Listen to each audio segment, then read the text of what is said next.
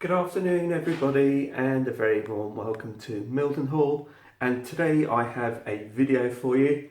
As you can see, there is a couple of loops running around the layout at the moment, but that's pretty much as far as I've got. But that's not really the crux of this video. I'll go into what I'm going to be doing on another video.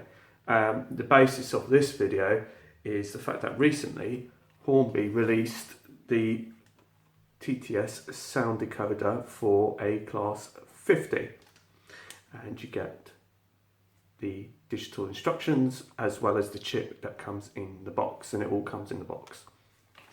Those of you who are familiar with TTS sound chips know exactly what they're about. And usually you, on the earlier ones, TTS chips, you'd get a sound chip with the round speaker. On this one you actually get the actual square speaker, which is, I think, is a 40mm by 20mm speaker. I think it's a standard thing that comes with most decoders, sound decoders that is, but Hornby used the earlier little round ones before. So I have two 50s to show you. One has got the TTS one in it, and the other one's a different type, but I'll get into that a little bit later on into the video. Right, so for this little bit of the video, we're nice now up close and personal with our two 50s. Let's just make sure they're well in shot. There you go.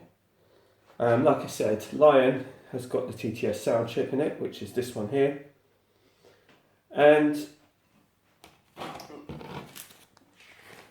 basically we will fire up, and then we'll go through some of the sounds, and then I'll quickly explain to you what I think of it and what I've done and all the rest of it.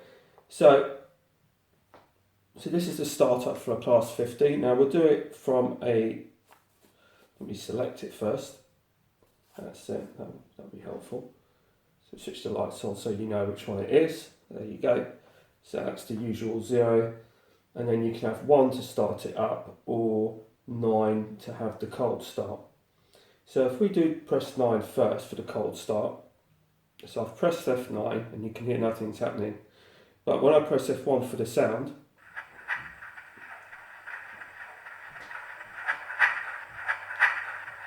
you can see it's trying to start, but it's not actually starting. And you can leave F9 and it will carry on doing this for as long as you want, but if I release F9 it will then start.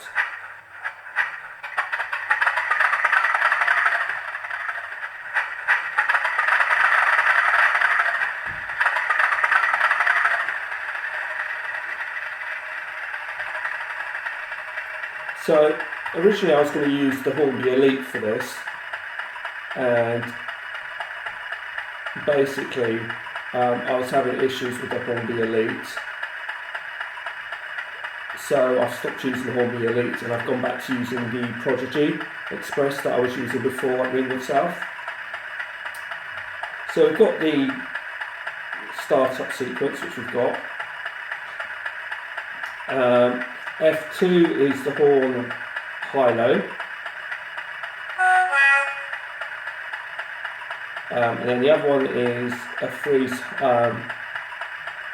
high-low long, which is, that's number 3. Number 4 is the brake squeal, which just sounds like Santa on his sled, to be quite honest.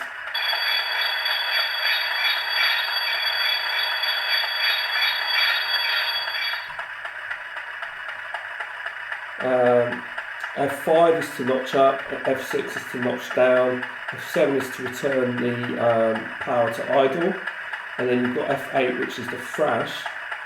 So when you start it up, you can, if you start it up normally, you get the air release if you try to move it. If I just try and move it, so you get that. But if you press F8, you get the thrash, which is that, and then you can move off. F9 is, like I explained to you at the very beginning, which is the cold start. F10 is the horn low, high, short. F11 is the horn low, short. So many horns like that. F12 is the Spirex valve, which I'll go into when we shut down. F13 is the brake release.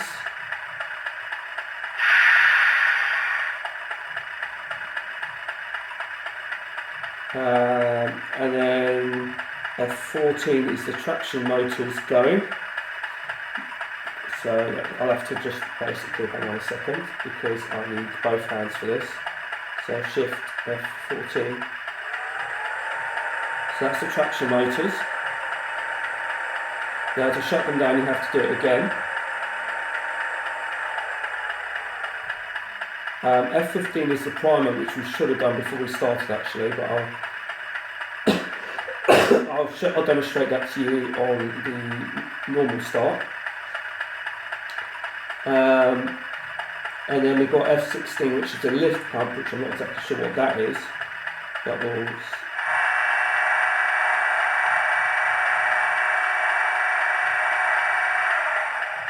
I'm not sure what that is, to be honest. And then we've got number 17 is the radiator fan.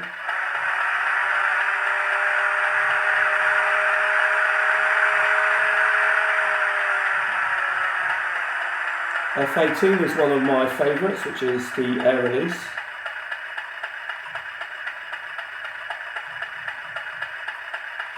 Let's try it again. That's that. F19 is the flange scream, flange squeal.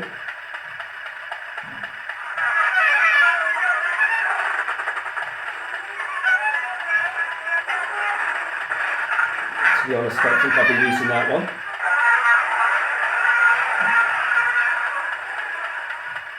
Okay, go for that. Right. F20 is the BIS fire bell.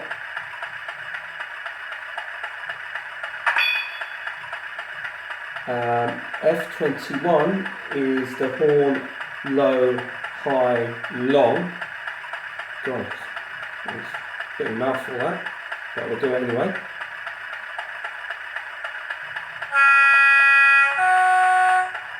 And the F22 is the horn high, short. F23 is the guard whistle. And finally F24, which is the wagon's buffering.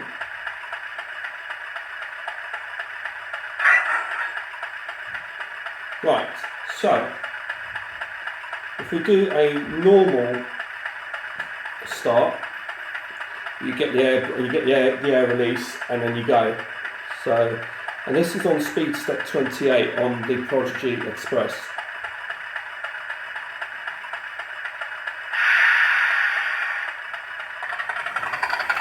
So that was pretty speedy.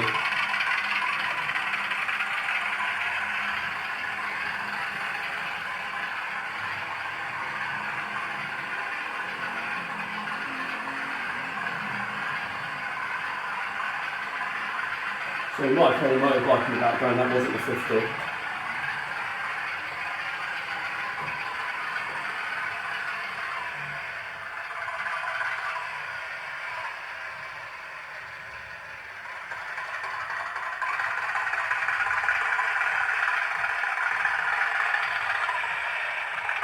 Now, as you can probably see, it's a bit jerky. I'm still playing around with the settings, and this is one thing I found about this decoder, is that it is a bit jerky.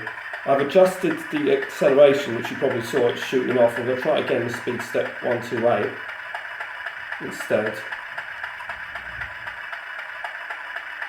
So let's try it.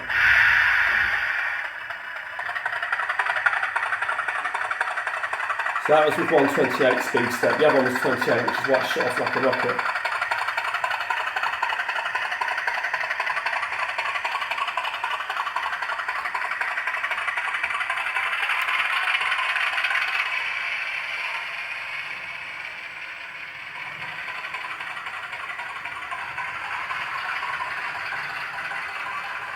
So it's just going round, it'll be back shortly, but you can hear it.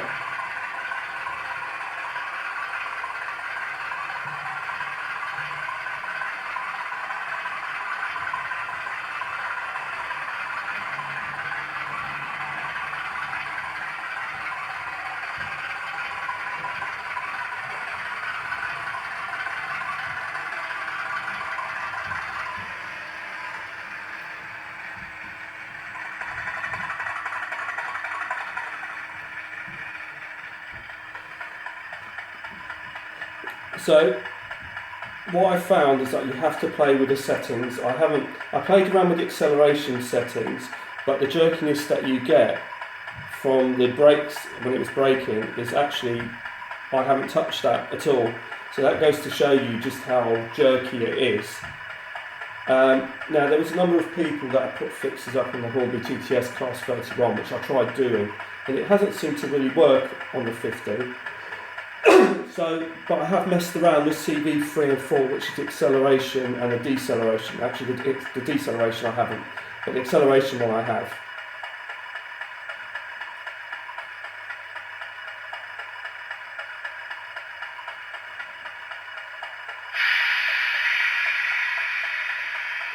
So if I shut her down,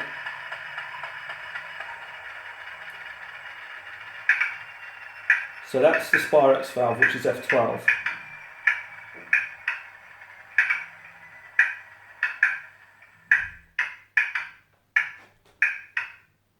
So that's F12, which is the Spirex valve, which I believe you use when it's shutting down. So if we do what I think we should be doing first, which is the primer first, which is F15, I think that's supposed to be first before we start. So let's try that first. So shift 1 5.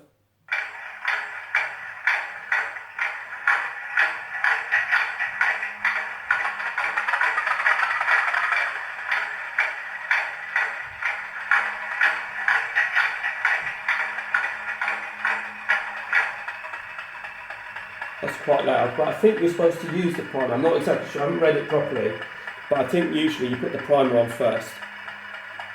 But if I'm just going to shut her down again, and we'll start her up without the primer. The primer was quite loud and clunky, I thought. So let's start it again without the primer and on a warm start.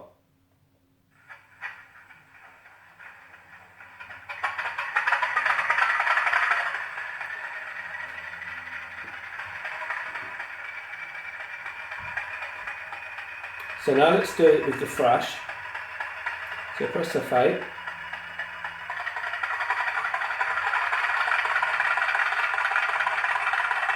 So there's still a little bit of jerky on acceleration, but it's nowhere near as bad as it is on the deceleration.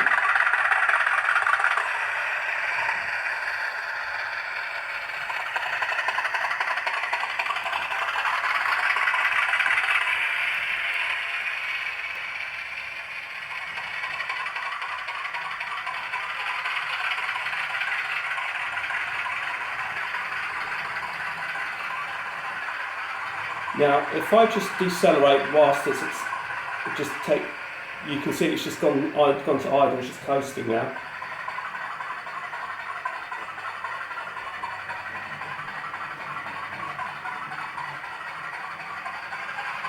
So you can hear it speeding up. If I take it down, you can see it coasting. Hear the engine note change.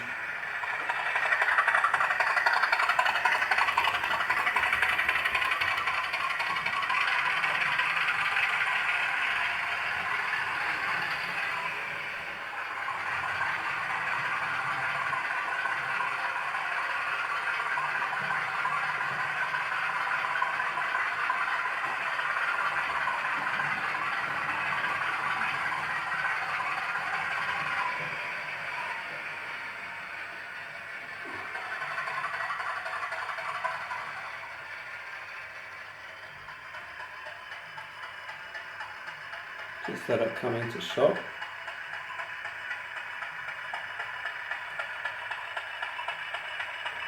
So as you can see, there's that little jerkiness at the end. So that needs to be adjusted to try and iron it out a bit better. So I'm just going to shut her down and let you know my conclusions of it.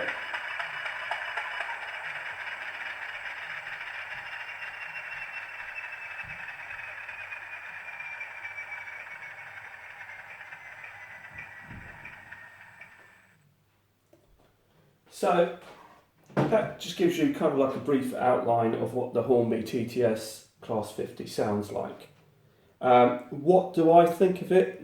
Now, you guys know that I am an absolute massive fan of the Class 50, and I have been after this chip for a long time. I'm looking forward to this chip just to see how good it compares, because you guys know that I've got a Coastal DCC sound chips on, I think it's 2 or 3 of my locomotives, and I've also got a Southwest Digital sound chip on my other blue 50, not this one, but my other blue one. So what do I think of this Class 50 Hornby TTS sound chip for the Class 50, and would I actually recommend it? Well, let's just go through the good and the bad points of it all. Now, it is absolutely fantastic value for money, this is. It cost me, the recommended retail price is $41.99, I think it is, from Hornby's website. I've paid $37.99 for this sound chip, which I think is absolutely fantastic value. Does it sound like a Class 50? Yes, it does. And I think it does. I think it sounds great, and I think it sounds, you know, for a budget decoder, once you've ironed out the stop-start, and you'll have to kind of play about with it, because I can't really tell you what settings I've done, because it seems like it depends on each individual locomotive. Because just to let you know, the Class 50 beside it, D400, also has the Class 50 TTS sound chip in it, and that has responded differently to the chip in that one has responded differently to the chip in this one. And basically I've done absolutely nothing to this chip, and this chip works absolutely fine. I haven't adjusted any of the settings, but I've had to on this one. Now, I have a theory on it, and it's not based on anything, but I think it's because that this Class 50 over here on the right is actually a newer model produced by Hornby. This was released a few years ago, whereas this one here was one of the very, very early ones. And I think that maybe, and the motherboard's actually different on this one to this one as well. So I'm not sure whether or not the problem with the Hornby TTS sound chips in general is the fact that maybe they work better on the newer produced Hornby locomotives rather than the older DCC ones. And this is one of the older ones. And I found this out with this one, where this one's had a lot more work to get this running a bit better. Now I've got to adjust the deceleration values on this one, because as you can see it's pretty jerky still, so I have to readjust this one. But this one I've done absolutely nothing to, and it works really, really well. And in fact I'll give this a little whirl for you, just to demonstrate. So D400, and we'll fire her up.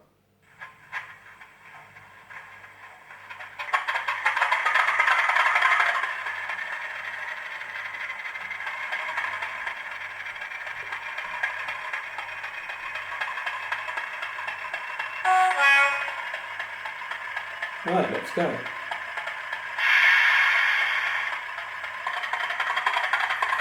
Now you can see automatically that the acceleration is a lot smoother on that one. Sorry, I think it's because the track's dirty. My apologies.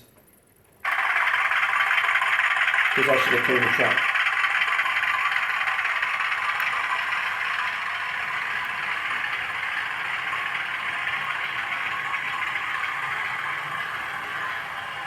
So she's running with some old 3x Lima Mark 1 coaches at South East, and the one on the back, the brake, is a Batman one.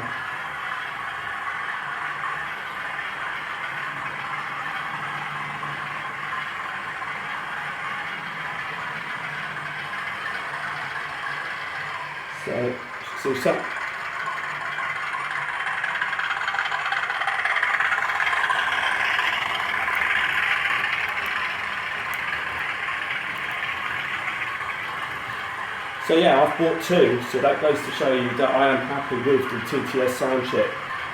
But I believe, like I said, because D400 is a newer locomotive produced by Hornby, that I think it's probably why the chip may possibly be running better on it. Now I'm going to slow right down now. And again, like I said, I haven't adjusted any of the settings on this.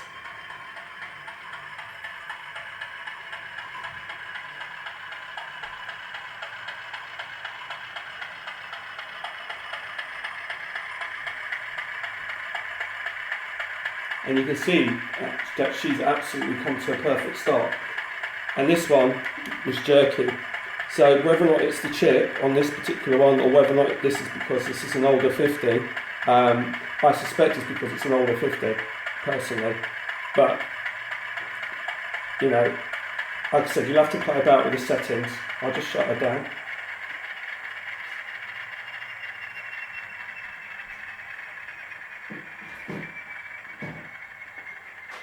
So just before we go, I've got something else to show you to do with this 50s that I have to explain to you. So bear with me a second and just join me in a brief moment. So here we have a bird's eye view of the Class 50, the roof view. And this is a very important view to demonstrate to you guys because of where the speaker is. Now, on the Class 50 on Lion, which is the Network South East one, which is this one, the speaker is actually on this end. And that's where that is, which is the number 2 end. And there's a gap under there, which is the other opposite end of the fan. And the speaker is here. That's where the speaker is, and it's facing downwards. Like I've demonstrated to you on some of my sound fitting that I've done previous. So that's where the speaker will go on the Class 50 Network South East, and basically large logo ones, they will go on there.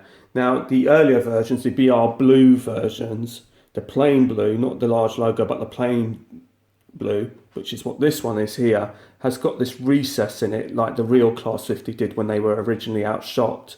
Now this means now that because of this recess, the moulding of the body means that you cannot put the speaker at the number 2 end, which would be this one on this end. So you have to put it at the number 1 end where the fan is. Now what I've managed to do on this one is I've managed to keep the fan assembly, because what I've done is the fan assembly is basically, let me just demonstrate to you, a rectangular section like that, and then there's the fan at one end.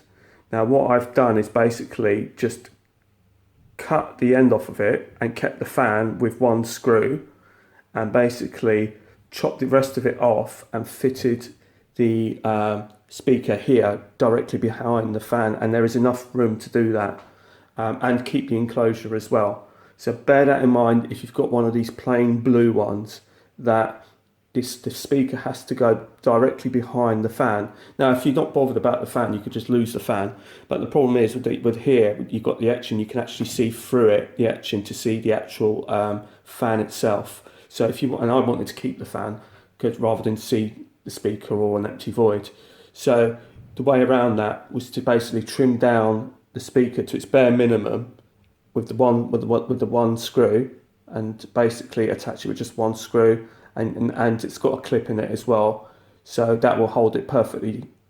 It won't go anywhere, so you won't worry about it being loose or coming off or anything. It'll be perfectly secure.